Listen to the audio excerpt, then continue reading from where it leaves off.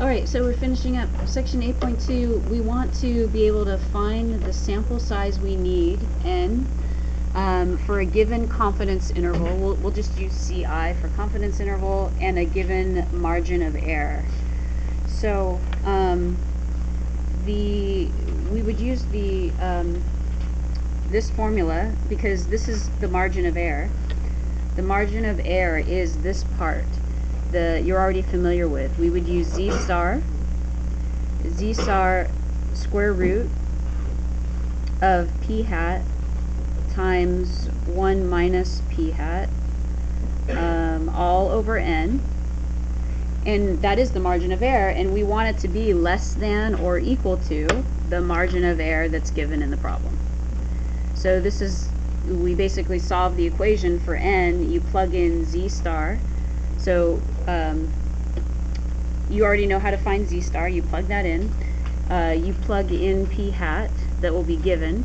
You plug in the margin of error, and you solve for n. Now the one little caveat here is sometimes for p hat we might not be given p hat, so sometimes you will use you'll use basically your best guess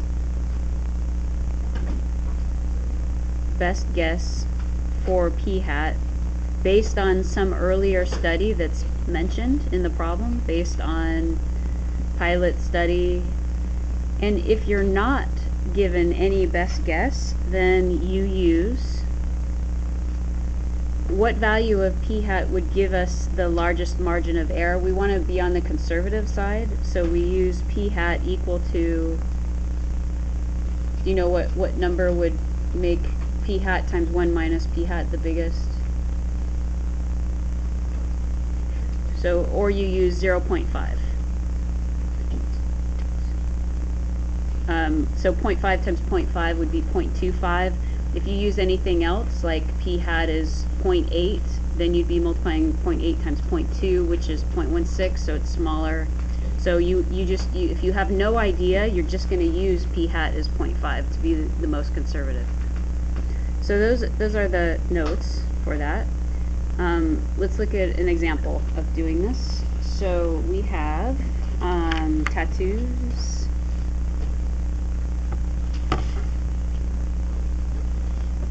So let me make this bigger. Our last extra example in this section, suppose you want to estimate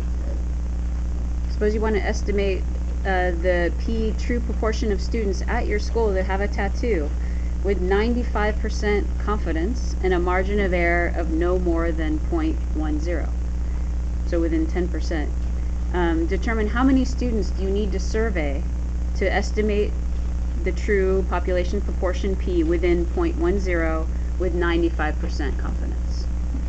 So here's what we do for tattoos.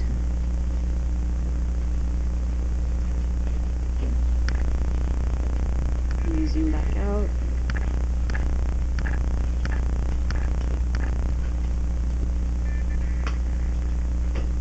Okay, this is extra example number 5. Okay, so do we have any knowledge of what p hat might be? Okay, we're going to use 0.5 since we don't. So I'll say, since have no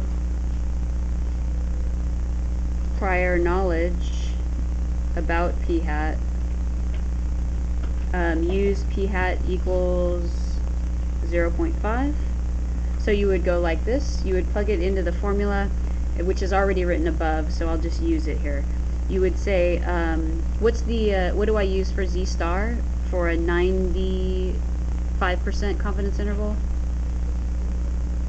1.96. And then square root of p hat 0.5 times 1 minus 0.5 all over n, unknown. We want the margin of error to be less than 10%, so less than or equal to 0.10.